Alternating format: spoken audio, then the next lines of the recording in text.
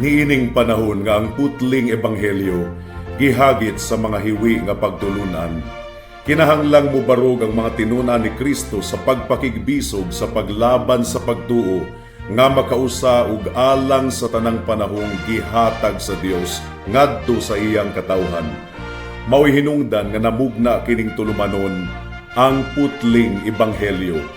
30 minutos nga pagsabwag sa tinuod nga ebanghelyo kauban ni Pastor Jeremias hangad ang putling ebanghelyo. Ang putling ebanghelyo. Ang putling ebanghelyo.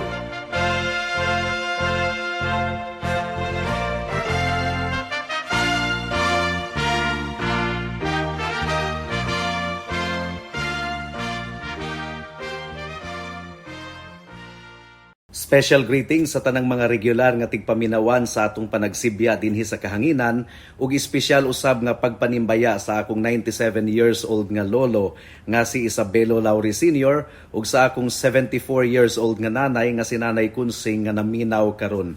Alang sa pagpamalandong sa pulong sa Ginoo niining taknaa, please turn with me to Romans chapter 8 verse 9.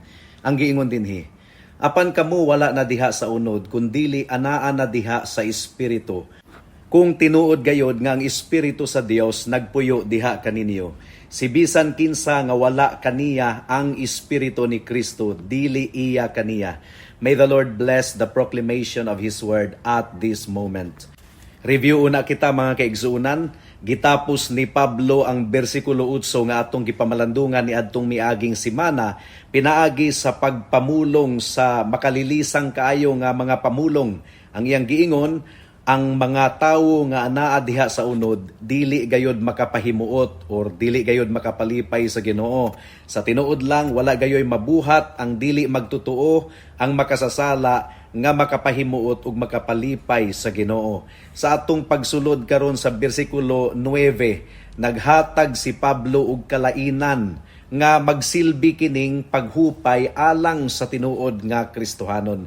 Ang iyang giingon sa verse 9, apan kamo wala na diha sa unod kundili anaa diha sa espiritu. So on the one hand, iyang gi-describe ang mga anaa sa unod, ang mga dili magtutuo, ang mga makasasala sa verse 8, pero sa verse 9, gi-describe ni Apostle Paul ang mga Christians nga anaa diha sa espiritu ug wala na diha sa unod.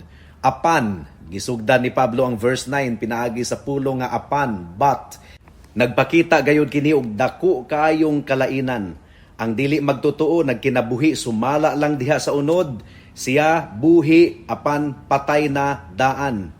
Dili gayud siya makapahimuot sa atong Dios. Apan dili kini naglarawan kaninyo nga mga magtutuo, gumikan kay wala kamo nagkinabuhi diha sa unod kundili diha sa espiritu. Ang overall nga direction sa tinuod nga Kristohanon wala gikontrolar sa unod, gumikan kay ang balaang espiritu nagkinabuhi sa ilang kinasuluran. Pero sama sa kanunayng gibuhat ni Apostle Paul, aduna siya gihatag nga qualifying statement. Gumikan kay ang iyang giingon sa verse 9, kung tinuod gayod nga ang espiritu sa Dios nagpuyo diha kaninyo. So Paul is not giving a false hope. Kung tinuod gayod, kay kung tinuod gayod kamo nga Kristohanon nga anaa kaninyo ang balaang espiritu, dili gayod kamo magkinabuhi sumala sa unod, kundili sumala sa espiritu. This is the message of the Apostle Paul sa verse 9. Ug aron hatagan pagayod og dugang katinaawan ang gisulti ni Pablo, iyang gidugang kini nga mga pulong, ang iyang giingon, now if any man has not the Spirit of Christ, he is none of his. Nga ang buti pasabot ko no, nga kung wala sa usa ka tawo ang Espiritu ni Kristo, dili siya iya ni Kristo. Ang tawag ni Pablo sa balaang Espiritu ni ini nga passage is Espiritu ni Kristo. Ug kinahanglang dili kita ma-disturb niini, gumikan kay sa Biblia mausahay ang balaang espiritu ginatawag og espiritu sa Dios, and in other passages ginatawag og espiritu ni Kristo. Ug bisan pa niadtong wala pa kaayo na panday sa simbahan ang doktrina sa Trinity or balaang Trinidad, ang balaang kasulatan mga kaigsuunan tataw kaayo nga nagdescribe nga ang usa ka Dios adunay tulo ka persona, the Father, the Son, and the Holy Spirit. ug ang balaang espiritu nagikan sa amahan ug sa anak. Ang giingon sa John chapter 14 verse 26, apan ang magtatabang, ang balaang espiritu nga ipadala sa amahan sa akong ngalan, itudlo niya kaninyo ang tanang mga butang ug pagadad-on niya sa inyong panumduman ang tanan nga gisulti ko kaninyo. So obviously, the Holy Spirit is a person. John chapter 15 verse 26, ang giingon dinhi, apan inigabot sa magtatabang nga akong ipadala kaninyo gikan sa amahan, ang espiritu sa kamatuoran nga nagikan sa amahan, mubarog siyang saksi mahitungod kanako. So again, persona kini mga kaigsuunan nga mubarog nga saksi. Dili kini ingon og hangin lamang or puwersa lamang sama sa gitudlo sa mga saksi ni Jehova. Adunay duha ka bahin ang atong pamalandong niining taknaa. Una, ang balaang espiritu gikinahanglan gayod sa kasinatian sa tanang Kristohanon. Ikaduha, ang balaang espiritu mao ang sinyalis nga kita tinuod gayod nga Kristohanon. Ug hinaot nga tabangan kita sa Ginoo sa atong pagpamalandong niining taknaa. Mudangat na kita sa unang punto. The Holy Spirit is absolutely essential to the Christian experience. Nganong nasulti man nato kini? Gumikan kay kung wala ang balaang espiritu sa usa ka tawo, ang iyang relihiyon mini, peke, mga kaigsuunan, limbong lamang kana. Ang balaang espiritu sumala pa sa Biblia, mao kini ang silyo, mao kini ang tatak sa Dios. Diha kanato, it is the Holy Spirit that makes our Christian profession a reality. Asa man nato kini makaplagan. Galatians chapter 4 verse 6. Ang giingon dinhi mga kaigsuunan, ug tungod kay kamo mga anak man, gipadala sa Dios ang espiritu sa iyang anak sulod sa atong mga kasing-kasing nga nagtawag og Aba, Amahan. Meaning to say, ang pruweba nga kita mga anak sa Dios, anaa kanato ang balaang espiritu. Ang kasing-kasing mga kaigsuunan, mo kini ang sentro sa atong pagbati ug ang Christian life sa tinuod lang, dili kini ingon og walay feeling, walay pagbati. Now, unsa man ang ginabuhat sa balaang espiritu, iyang gihatagan og kinabuhi ang atong gugma, ang atong pagbati towards the Lord Jesus Christ. Trabaho kini sa balaang espiritu nga pun-on niya ang atong kasing-kasing ug gugma alang sa Dios ug alang sa atong Ginoong Hesukristo. Sa tinuod lang, ang mga dili magtotoo, walay pulos si Kristo alang kanila. Dili importante ang atong Ginoong Hesukristo alang kanila. Pero sa tinuod nga Kristohanon, gumikan kay ang balaang espiritu nagpanglihok sa iyang kasing-kasing, dili gayud niya mabalibaran ang atong Ginoong Hesukristo.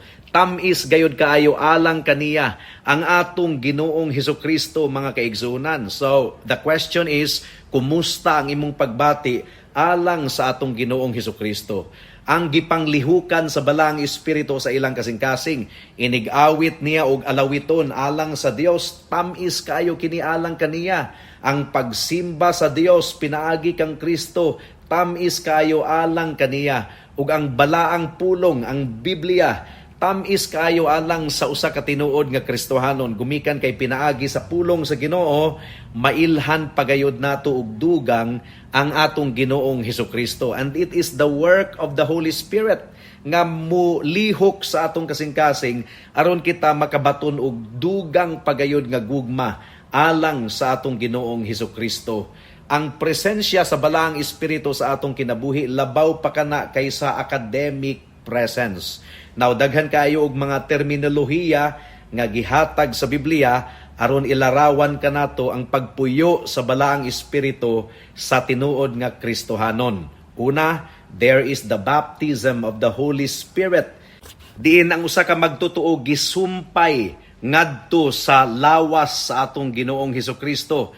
Kanus-a kini nahitabo, kas-a lamang kini nahitabo niadtong naluwas kita. And then the Bible also mentions about the sealing of the Holy Spirit, kining silyo sa balaang espiritu, kas-a lamang usab kini nahitabo niadtong gilain kita sa Dios alang sa atong Ginoong Hesukristo. We are especially belonging to Christ. 2 Corinthians chapter 1 verse 21 ang giingon dinhi, ug ang Dios mao ang nagpalig-on kanamo kauban ninyo diha kang Kristo, ug nagdihog kanamo. And then we can also read in the Bible the filling of the Holy Spirit, kining pagpuno sa balaang espiritu. Ang buot ipasabot niini ang impluensya sa balaang espiritu sa atong kinabuhi. Nagpanglihok ang balaang espiritu sa atong kasing-kasing hunahuna aron atong mapildi ang kalibutan. Makita na nato si Kristo ingon nga hari, mupasakop na kita sa iyang kabubuton ug aduna kitay kaisog nga mumantala sa pulong sa Ginoo ug mobarog sa mga saad sa Ginoo. Ang giingon sa Acts chapter 4 verse 8, description kini ni Pedro nga puno sa balaang espiritu. Ang giingon dinhi, ug si Pedro nga puno sa balaang espiritu miingon kanila, mga tigdumala sa mga katawhan ug mga tiguwang. So sa una, si Pedro mahadlukon kayo nga moatubang sa mga opisyalis sa gobyerno, sa Judaismo, mga kaigsunan, pero karon gumikan sa pagpanglihok sa balaang espiritu, nakabaton siya og kaisog. Karon sumpay niini sa verse 55, si Esteban na pod ang gidescribe niini. Ang giingon dinhi, apan siya nga puno sa balaang espiritu mitutok ngadto sa langit, ug nakita niya ang himaya sa Dios ug si Jesus nga nagbarog sa tuong kamot sa Dios. Ang atong Ginoong Hesukristo niadtong ania pa siya dinhi sa kalibutan, gidescribe siya ingon nga puno sa balaang espiritu. He was equipped and led by the Spirit. Luke chapter 4 verse 1. Ang giingon dinhi, ug si Jesus nga puno sa balaang espiritu mibalik gikan sa Jordan ug gidala sa espiritu ngadto sa kamingawan. Si Bernabe, mga kaigsunan, gidescribe usab sa Acts chapter 11 verse 24. Ang giingon dinhi, tungod kay siya maayo nga tawo, puno sa balaang espiritu ug sa pagtuo, ug daghan kaayong mga katawhan ang gidugang ngadto sa Ginoo. Now, ang mga unang mga diakono sa iglesia, kining mga deacons, mga church officers kini, they were also described as people nga gidumalaan sa balaang espiritu. Acts chapter 6 verse 3. Ang giingon dinhi, busa mga igsuon, pagpili kamo gikan diha kaninyo og 7 ka mga kalalakinhan nga adunay maayong kadungganan, puno sa espiritu ug sa kaalam, nga among tahasa niining maong buluhaton. Ang usa ka tawo nga gipuy-an sa balaang espiritu, kinahanglan gayod nga magtinguha nga mapuno siya sa balaang espiritu. In fact, gisugo kita sa balaang kasulatan nga magpapuno kita sa balaang espiritu. Ephesians chapter 5 verse 18. Ang giingon dinhi, ug ayaw pagpahubog sa bino nga adunay pagpasulabi apan pagpapuno sa espiritu. Unsa may ilhanan sa usa ka tawo nga gipuy-an sa balaang espiritu? Ang ilhanan, mga kaigsuunan, mao ang pagkabalaan. Pagkabalaan sa iyang kinabuhi. Kung ang usa ka tawo napuno sa balaang espiritu, ang buot ipasabot ni ana, mga kaigsuunan, maglakaw siya diha sa pagkabalaan. Ang iyang hunahuna espirituhanon. Ang giingon sa Romans chapter 8 verse 5. Tungod kay kadtong mga nagkinabuhi sumala sa unod, nagatutok sa ilang mga hunahuna diha sa mga butang nga iya sa unod. Apan kadtong mga nagkinabuhi sumala sa espiritu, nagatutok sa ilang mga hunahuna sa mga butang nga iya sa espiritu. Mao nga nakaingon gayud kita nga ang ilhanan sa balaang espiritu sa kinabuhi sa usa ka tawo mao ang pagkabalaan. Miliwat ka ng tawhana sa atong Ginoong Hesukristo. Ang Kristyanismo, ang buot ipasabot niini, ang tinuod nga Kristohanon, gusto gayod nila nga mahisama sa atong Ginoong Hesukristo. Kay posible baya nga masinatian pud nato ang pagpanglihok sa balaang espiritu, matilawan nato ang mga espirituhanon nga mga butang, pero wala gayod nato tinuuray nga nadawat ang balaang espiritu. Mao kini warning sa Hebrews chapter 6 verse 4 to 6. Ang gingon dinhi, tungod kay kini imposible sa kaso sa mga kanhi na lamdagan nga nakatilaw sa langitnong gasa ug nakaambit diha sa balaang espiritu ug nakatilaw sa kaayo sa pulong sa Ginoo ug sa mga gahom sa panahon nga umaabot ug unya nahulog palayo nga mahibalik pa sila pag-usab ngadto sa paghinulsol. Sanglit ila mang gilansang sa krus pag-usab ang anak sa Dios nga mudangat ngadto sa ilang kasakit ug ilang gipataas ang kaulawon. Si Kristo usab naghatag og warning nga sa adlaw kuno sa paghukom adunay mga tawo nga nakasinati pud kunuhay sa pagpanglihok sa balaang espiritu pero dili sila tinuod nga nahimong Kristohanon. Matthew chapter 7 verse 21 hangtod sa 23. Ang giingon dinhi, dili tanang nagtawag kanako Ginoo, Ginoo, makasulod sa gingharian sa langit. Apan ang tawo nga nagbuhat sa kabubuton sa akong amahan nga anaa sa langit. Nianang adlaw daghan ang muingon kanako, Ginoo, Ginoo, dili ba nanagna man kami sa imong ngalan ug nag-abog og mga demonyo sa imong ngalan ug nagbuhat og daghang bantugang mga buhat sa imong ngalan? Ug dayon muingon ako ngadto kanila, wala ko kamo mailhi sukad masukad. Palayo kamo kanako, kamo nga mga nagbuhat og kalapasan. So, ang ilhanan gayod nga anaa kanato ang balaang espiritu mao ang pagkabalaan. Gumikan kay ang basihan sa paghukom sa Ginoo sa mga nag-angkon nga Kristohanon mao ang ilang kinabuhi nga makasasala nga kinabuhi. Wala kanila ang balaang espiritu. In fact, si Jesus nagsulti kanato mahitungod sa sumbingay sa napulo ka birhen sa Matthew chapter 25 verse 1 to 12. 5 lamang niadtong napulo ka birhen ang gipasulod sa lalaki nga kaslunon. Ug ang laing 5 wala gipasulod, naganto sila didto sa gawas, gumikan kay walay lana ang ilang mga suga. And of course, sumbingay kadto, and that is known as the parable of the Holy Spirit. Ang napulo ka birhen giimbitar ngadto sa kasal, ang napulo ka birhen miangkon nga amigo sila, higala sila sa lalaki nga kaslunon, pero 5 lamang kanila ang tinuod gayod nga gipasulod. Gumikan kay ang lain pang 5 nahutdan og lana ang ilang mga suga. Buot ipasabot, dili gayod sila tinuod nga Kristohanon, wala kanila ang balaang espiritu. Ang tinuod nga magtotoo gipuy-an sa balaang espiritu sa iyang kasing-kasing ug hunahuna, ug ang ebidensya nga ang balaang espiritu anaa kaniya mao ang pagkabalaan. Kung balaang espiritu ang atong pagahisgutan, usbon ko mga kaigsuunan, dili kini hangin lang, dili kini puwersa lang. This is the third person of the Trinity. Persona kini, dili kini hangin, sumala sa gitudlo sa saksi ni Jehova ug uban pa nga mga grupo nga wala nagtuo sa doctrine of the Trinity. Ug kung ang balaang espiritu nagpuyo diha sa usa ka tawo, ang Ginoo nagpanglihok kaniya kanunay ug ang iyang kinabuhi mapamatud-an diha sa pagkabalaan. Mudangat na kita sa ikaduhang punto. The Holy Spirit defines our character. Nga ang but ipasabot niini mga kaigsunan, kung gipuy-an kita sa balaang espiritu, makita gayud kini sa atong kinaiyahan. Makita kini sa atong panggawas nga pagkinabuhi. Gumikan kay ang balaang espiritu mao'y nagpanglihok sa atong kinasuluran ug ang ekspresyon niini makita diha sa atong pulong, diha sa atong nilihukan mga kaigsuonan. Ang balaang espiritu mausab ang magtabang kanato nga kita mumantala ug mutestimonyo alang sa atong Ginoong Hesukristo.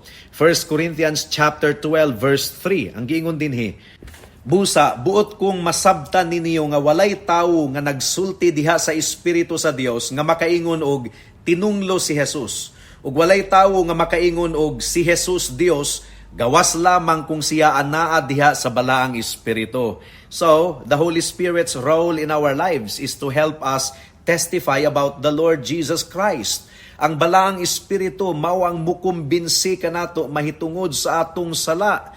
Ang balaang espiritu mao ang maghatag kanato og gahom nga muduol sa atong Ginoong Hesukristo ug mupahiuyon sa atong Ginoong Hesukristo. Walay tawo nga makasunod sa kabubuton ni Kristo kung wala siya gigamhan sa balaang espiritu. Ang giingon sa Romans chapter 8 verse 9 once again, apan kamo wala na diha sa unod kundili anaa na diha sa espiritu, kung tinuod gayod nga ang espiritu sa Dios nagpuyo diha kaninyo.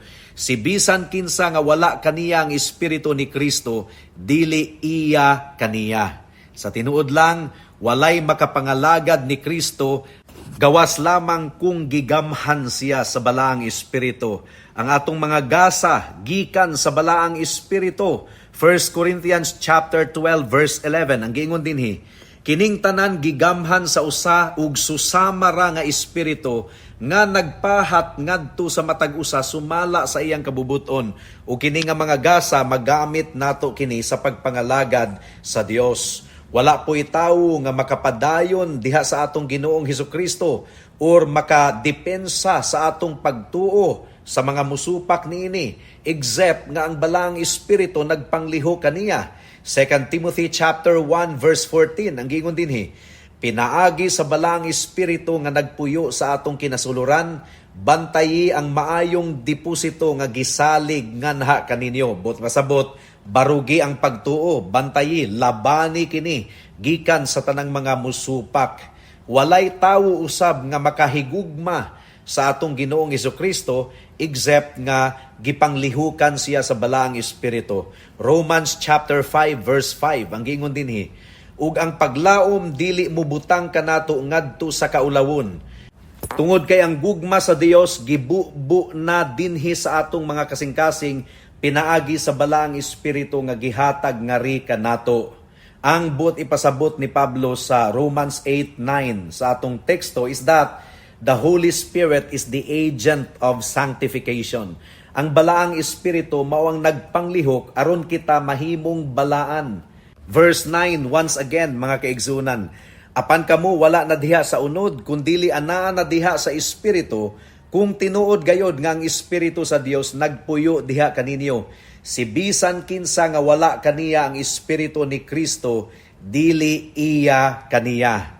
Mao gani nga ang gisulti ni Pablo sa Titus chapter 3 verse 5 and 6 ang giingon dinhi, giluwas kita niya dili tungod sa mga buhat nga atong nabuhat diha sa pagkamatarong, kundili sumala sa iyang kaugalingong kaluoy, pinaagi sa paghugas sa pagkatawo pag-usab ug sa pagpabag-o sa balaang espiritu nga iyang gibubo nga madagayaon ngari kanato, pinaagi kang Hesukristo nga atong manluluwas. So niini nga bersikulo gihisgutan ni Apostle Paul ang paghugas sa pagkatawo pag-usab. Ang emphasis niini is gihugasan kita gikan sa atong pagkadautan, gumikan sa atong sala. Ang balaang espiritu mao ang naghugas sa atong kasing-kasing, mao ang nag-andam sa atong kasing-kasing alang sa pagkabalaan. Gihisgutan ni Pablo ang pagpanglihok sa Dios pinaagi sa balaang espiritu alang sa kabag-uhan sa atong hunahuna sa atong kasing-kasing. Ang renewal mga kaigsunan kining pagbag-o, ongoing kini nga proseso, nagpadayon kini sa usa ka Kristohanon. Ang atong kasing-kasing ug ang atong hunahuna kinahanglan gayud nga mabag-o kanunay ngadto sa pagkamatarong ug pagkabalaan. Ang giingon sa Ephesians chapter 4 verse 22 hangtod sa 24, nga hubuon ang inyong daang pagkatawo nga nahisakop sa kanhi ninyong matang sa pagkinabuhi ug dunot pinaagi sa mangingilad nga mga tinguha ug mahimong bag-o diha sa espiritu sa inyong mga hunahuna ug nga sulubon ang bag-ong pagkatawo nga gilalang diha sa hulagway sa Dios, diha sa tinuod nga pagkamatarong ug pagkabalaan. So nakita nato ang balaang espiritu mao ang nagpabag-o sa dagan sa atong hunahuna. Tandog kita sa balang espiritu gumikan sa atong sala ug iya kitang gipahiling kawas gikan sa kangitngit ug gidala ngadto sa kahayag. Mao nga sa Galatians chapter 5 verse 22 gilarawan ni Pablo ang bunga sa balaang espiritu. Ang bunga mga kaigsunan nagdescribe kini sa productivity na bunga ikaw. The indwelling of the Holy Spirit results in measurable change. Aduna gayoy kabaguhan, adunay kalainan sa kinabuhi kanhi ni adtong dili pa magtotoo ug sa kinabuhi karon nga magtotoo na nga gigamhan sa balaang espiritu. Ang pagpanglihok sa balaang espiritu naghatag kanatog bag-ong kinabuhi. Kinabuhi nga puno sa balaang espiritu, kinabuhi nga gigamhan sa balaang espiritu. In other words, it is a newness of life. So, ang giingon ni Pablo niining atong pamalandong karon mga kaigsunan is that kining kahibulungan kaayong buhat sa balaang espiritu, mahitabo lamang gayud kini sa tinuod nga Kristohanon ug nahitabo kini sa tanang tinuod nga Kristohanon. Walay exempted mga kaigsunan. Gumikan kay ang giingon ni Pablo, if you do not have the Holy Spirit, you do not belong to Christ. So ang buti pasabot nini, ang tanang tinuod nga Kristohanon, anaa kaniya ang balaang espiritu. Walay Kristohanon nga walay balaang espiritu sa iyang kinabuhi. Kung ikaw nahisakop diha kang Kristo, anaa kanimo ang espiritu ni Kristo. Ug kung anaa kanimo ang espiritu ni Kristo, dili ikaw pagadumalaan sa unod, kundili pagadumalaan ikaw sa balaang espiritu. In other words, adunay ebidensya sa pagkabalaan. So kinahanglan nga susiho nato ang matag-usa nato ka kinabuhi. Gumikan kay ang tinuod nga Kristohanon, nagdangat gayud kini og tinuod nga kabaguhan. Wala na kita nagkinabuhi karon sumala sa unod, kundili sumala na sa balaang espiritu nga nagpuyo dinhi sa atong kinasuluran. Tinuod ba kana sa imong kinabuhi igsuon? I am asking the fellow Christians at this moment. Ang tumong gayod sa Roma Kapitulo 8, dili kini aron mahatagan kita og pagduda sa atong kinabuhi, kundili mahatagan kita og kasiguruhan. Kay kung anaa kanato kini nga mga sinyalis sa bunga sa balaang espiritu, tinuod gayod kita nga Kristohanon. Apan kung wala kini sa atong kinabuhi, dili gayod mapamatud-an pinaagi sa atong pagkabalaan. Higala, dili ikaw tinuod nga Kristohanon. You need to repent of your sin and you need to call upon the name of the Lord Jesus Christ. You need to trust in Him alone as your Lord and Savior. Mao nga ang pangutana niini mga kaigsuunan, mga kahigalaan, kinsa ang nagakontrolar sa imong kinabuhi? Gumikan kay ang sala sa dili Kristohanon, mao gayod ang nagakontrolar sa iyang kinabuhi. Mao kini ang ugat, mao kini ang gamot sa tanang mga balatian niining kalibutana. Ang sala, tanang pagantos, ang sala mao ang hinungdan niini. Kung wala ang sala, walay balatian, walay pagantos niining kalibutana ug sa eternidad.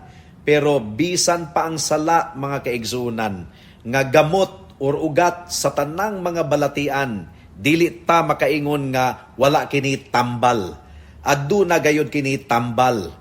Dili gayud kita makaingon nga ang tawong dautan wala nay paglaom nga mabag-o. Ngano? Gumikan kay gamhanan ang balaang espiritu. Gamhanan ang pulong sa Ginoo, nga inigwali sa pulong sa Ginoo, magpanglihok ang balaang espiritu mutandog sa kasing-kasing sa usa ka tawo. Mao kini ang atong paglaom mga kaigsuunan sa atong panagsibya dinhi sa kahanginan sulod sa 8 na katuig karon. Daghan ng mga makasasala nga naayo pinaagi sa gahom sa balaang espiritu, pinaagi sa pagsabwag sa pulong sa Ginoo. So, dili pud pwede nga moingon kita nga ang usa ka tawo wala nay paglaom. Bisan pag-unsa kadautan sa usa ka tawo, aduna gayoy paglaom sa kaluwasan. Gumikan kay gamhanan ang atong Ginoo nga muluwas. Ang dugo ni Kristo gamhanan kaayo nga mutabon sa sala sa mga katawhan, nga muhugas sa kalag sa tanang mga katawhan. Ang pagkamatarong ni Kristo igo na aron igasulob sa tanang mga makasasala nga nagsalig kaniya, naghinulsol sa ilang sala ug nagtawag sa iyang ngalan. Mao nga ang hagit ni ining taknaa once again, mga kahigalaan, is that paghinulsol sa imong sala. Ang kuna nga ikaw makasasala og dili gayud ikaw makaluwas sa imong kaugalingon, ang imong pagkabuutan, ang imong pagkamatarong, hugaw lamang kana nga panapton at tubangan sa Ginoo.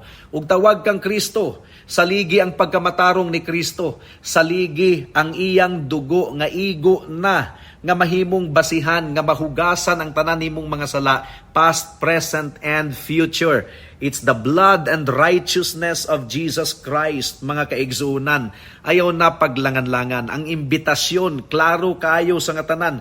Come unto me, all of you who are weak and are heavy laden, and I will give you rest. Again, bisag unsa kadautan pa sa imong kinabuhi, bisag unsa kahugaw pa sa imong kalag, dili imposible ang imong kaso higala. Kung ikaw mudangup kang Kristo, dili kaniya balibaran, dili kaniya isalikway, duol kaniya karon dayon, basin ug ugma ulahi na ang tanan. Amen. Alang sa dugang nga mga pangutana, mahimong mo text kang Pastor Jeremias hangad sa 0935-744-3030.